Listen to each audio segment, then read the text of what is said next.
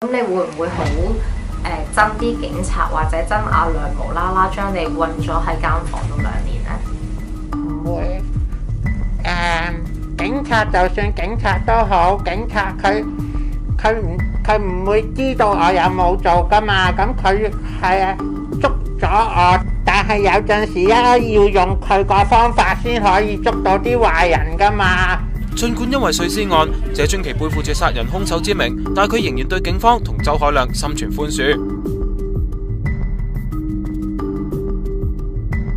我中意打機，我最中意打機，我中意保能源，我好叻保能源㗎。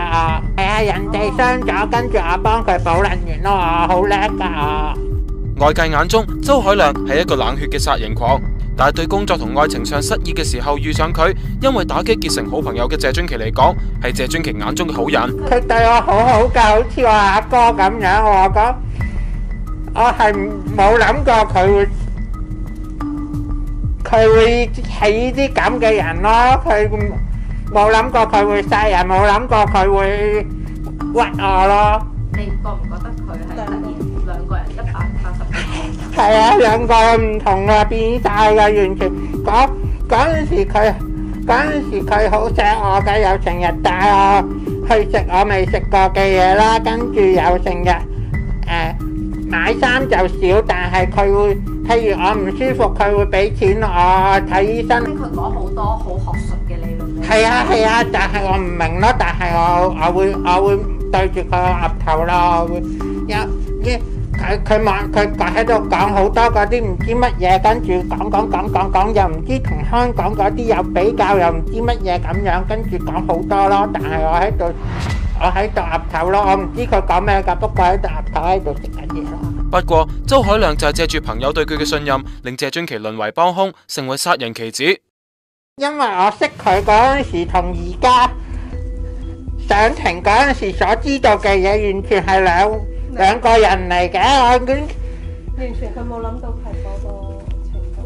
由最好嘅朋友變成殺人兇手，謝津琪直言周凱亮計劃殺父母計劃，好似控制住佢一樣。嗰陣時我一落去，我一落街，我一出門口，佢就打電話俾我啦。自從周凱亮開始佢嘅殺人大計之後，佢就對謝津琪進行嚴密監控，出入都要通知佢。